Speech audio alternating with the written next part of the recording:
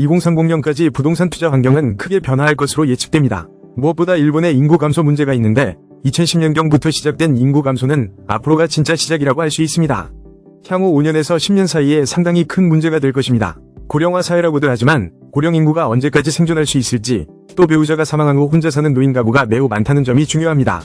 지난 20년 동안 이런 단독 노인 가구 수는 약 3배나 증가했습니다. 이런 상황에서 앞으로 부동산 시장을 크게 뒤흔들 요인은 바로 빈집 문제와 고령화 심화입니다.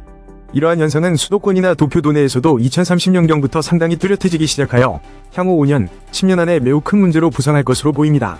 부동산 시장 변화 요인 3위는 인구 구성의 변화입니다. 흔히 도쿄는 인구가 늘고 있어서 괜찮다고 말하는 사람들이 많습니다. 실제로 작년 1월 1일과 비교해 올해 1월 1일 도쿄 인구는 약 9만 명 증가했습니다. 하지만 이 9만 명 중 외국인이 7만 4천 명 늘어난 것이고 일본인 증가는 2만 명 미만입니다. 즉 도쿄의 인구 증가는 외국인에 의해 유지되고 있는 셈입니다. 일본에 거주하며 일하는 고소득 외국인도 늘어나고 있습니다. 또한 현재 도쿄 도내에서도 상속이 계속 증가하고 있습니다. 매년 사망자 수가 가속적으로 늘어나면서 예를 들어 세타가야구나 내리마구처럼 단독주택이 많은 지역에서 빈집이 늘어날 것입니다. 이 주택들은 대부분 전쟁 중이나 전후의 지방에서 도쿄로 와 열심히 일해 내 집 마련에 성공한 분들의 집입니다. 이분들이 앞으로 계속해서 사망하게 되면 빈집은 늘어날 수밖에 없고 이를 처분하거나 임대하려는 수요가 늘어나면서 시장에 상당한 영향을 미칠 것으로 예상됩니다. Z세대, 그리고 그 뒤를 잇는 알파세대라 불리는 젊은 세대가 사회의 주축이 될 무렵에는 아마도 주택대출을 받아 평생 월급으로 갚아나가며 집을 사는 행동은 극단적으로 말하면 과거의 유물이 될 수도 있다고 예측합니다. 실제로 작년에 도쿄대 학생 10여 명과 이야기해보니 자신이 집을 산다는 개념 자체가 거의 없었습니다. 어쩌면 미래세대에게 집 문제는 더 이상 큰 문제가 아닐 수도 있습니다. 2위는 라이프 스타일의 변화입니다. 코로나19 이후 원격 근무가 상당히 정착되면서 예를 들어 주 2회 정도는 실제로 출근하고 나머지는 원격으로 일하는 방식이 주요 라이프 스타일로 자리 잡았습니다. 이 영향으로 현재 뉴욕이나 로스앤젤레스, 유럽 등지에서는 사무실 공실률이 매우 높아졌습니다. 일본만 완전히 과거 방식으로 돌아갈 것이라고 보기는 어렵습니다. 실제로 도쿄의 사철인 오다큐선이나 게이오선의 통근 전기권 수입을 보면 약 20% 정도 감소했습니다. 즉 전기권을 가지고 통근하는 사람이 줄어든 것입니다. 또한 현재 젊은 세대를 중심으로 신축 아파트여야만 한다는 고정관념은 거의 없어졌습니다. 시장에 풍부하게 공급되는 중고 아파트를 자신의 스타일에 맞게 리모델링해서 살고 싶어하는 사람들이 늘어났습니다. 이러한 선택의 폭이 넓어짐에 따라 시간 효율, 타입화, 인하 가성비, 코스파, 가좋은 주택을 선택하려는 경향이 더욱 늘어날 것으로 보입니다. 1위는 현재의 아파트 가격이 일반인들이 도저히 살 수 없는 수준이 되었다는 점입니다. 당연한 이야기일 수 있지만 중고 아파트 시장을 보면 이 현상을 잘 알 수 있습니다. 신축 가격 상승에 이끌려 중고 아파트 가격도 꾸준히 상승해왔습니다.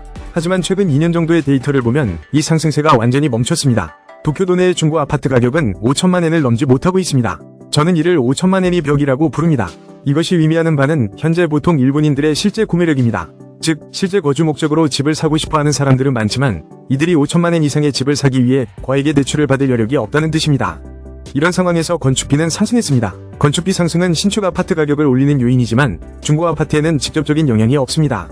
신축 아파트는 건축비와 지가 상승분을 크게 반영하고 여기에 국내의 투자 자금까지 대거 유입되면서 가격이 급등한 것입니다. 건축비가 상승한 이유로는 대략 5가지 요인이 꼽힙니다. 첫째, 건축자재 가격 급등입니다. 일본은 건축자재를 대부분 수입에 의존하는데 현재 경제가 호조인 동남아시아 등과 자재 확보 경쟁이 벌어지면서 가격이 올랐습니다. 둘째, 에너지 비용 상승입니다. 수입품이 많으면 당연히 운송 비용이 증가합니다. 셋째, 반도체 부족 현상입니다. 주택에도 바닥 난방이나 온수기 등의 반도체가 많이 사용되는데 이 반도체가 부족해졌습니다. 넷째, 엔화 약세입니다. 엔저 현상으로 수입 비용이 계속 상승했습니다. 다섯째는 일본 특유의 문제인 인력 부족입니다. 코로나19를 겪으면서 우수한 기술을 가진 고령 기술자들이 대거 은퇴하여 현재 숙련된 기능공이 부족하고 건축 현장 감독을 하려는 사람도 거의 없습니다. 이 모든 요인이 복합적으로 작용하여 건축비 상승으로 이어졌습니다. 참고로 2025년이 타워맨션 버블 붕괴의 전환점이 될 수도 있다는 이야기가 있습니다. 그 이유를 간단히 설명드리겠습니다. 작년 7월에 일본은행이 사실상 금리 인상을 단행했습니다. 과거 쇼와 시대의 버블 붕괴나 더 거슬러 올라가 90년대 초반의 헤이세이 버블 당시에도 부동산 가격이 하락하기 전에는 반드시 금리 인상이 있었습니다. 해외와의 금리 차이가 줄어들면 당연히 엔화 가치가 하게 됩니다. 엔화 가치가 상승할 경우 외국인 투자자 입장에서는 이전과 같은 투자 매력을 느끼기 어려워집니다. 또한 이미 부동산을 보유한 외국인 투자자들은 자국 통화 가치가 상대적으로 낮을 때, 즉 엔화 가치가 높을 때 매도하면 더 많은 이익을 얻을 수 있으므로 매도 동기가 커집니다. 이렇게 투자 목적으로 시장을 지탱하던 외국 자본이 매도로 돌아서면 가격 하락 요인이 될 수 있습니다. 따라서 올해 금리 인상 여부가 중요한 변수가 될 것입니다. 이제 앞으로의 밝은 전망이나 미래 트렌드에 대해 말씀드리겠습니다. 미래 전망 3위는 일본 경제의 회복입니다. 과거와 같은 제조업 중심의 부활은 기대하기 어렵지만 현재의 IT 기술, 생성형 AI, 소프트웨어 산업 등이 발전하고 또한 일본은 현재 외국인 관광객, 인바운드이 크게 늘고 있는 것처럼 엔터테인먼트나 관광 산업을 선도하는 산업이 부상한다면 일본 경제가 다시 세계적으로 주목받게 될 수 있습니다. 그렇게 되면 일본인의 소득도 증가할 것으로 기대해 볼 수 있습니다. 2위는 일정 수준의 임대료 상승이 사회적으로 받아들여지는 분위기가 형성되는 것입니다. 전체적으로 집세 인상이 불가피하다는 인식이 확산되면 부동산 가격이 크게 하락하지 않고 안정적으로 다음 단계로 나아갈 수 있습니다. 이는 일본 전체의 생활물가 수준을 포함하여 사회 전반을 한 단계 끌어올리는 계기가 될 수 있습니다. 이것이 가능할지 여부가 올해 중요한 관건이 될 것 같습니다. 1위는 지정학적 요인입니다. 미국이 인플레이션을 겪을 위험성이 상당히 높습니다. 예를 들어 미국과 중국이 서로 관세를 부과하는 무역 마찰이 심화되면 이는 인플레이션을 더욱 촉진하고 중국 경제를 매우 불안정하게 만들 수 있습니다. 일본을 둘러싼 환경은 미국, 중국, 러시아 등의 영향을 크게 받습니다. 이러한 지정학적 리스크가 발생했을 때 예를 들어 중국의 상황이 불안정해지면 자본이 탈출하려 할 것입니다. 작년에 제가 여러 중국인 투자자들과 의견을 교환했을 때 자국 정부를 신뢰하지 못한다는 이야기를 들었습니다. 예를 들어 도쿄 도심의 고급 부동산을 구입한 중국인 투자자는 일본에 영주할 생각으로 집을 샀다고 했습니다. 왜 일본을 선택했냐고 물으니 역시 고향과 가깝기 때문이라고 답했습니다.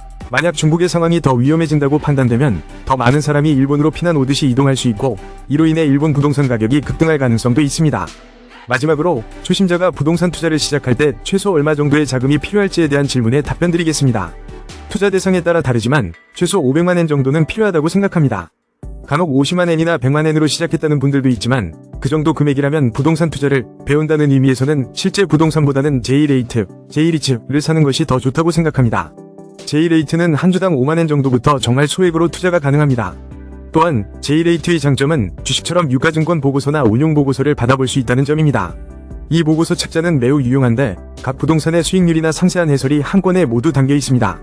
예를 들어 자신이 투자한 니츠가 임대주택 50곳을 보유하고 있다면 각 부동산에 대한 설명을 모두 읽어볼 수 있습니다. 따라서 50만엔이나 100만엔 정도의 자금이라면 우선 J레이트를 통해 공부하는 차원에서 투자를 시작해보는 것이 좋다고 생각합니다.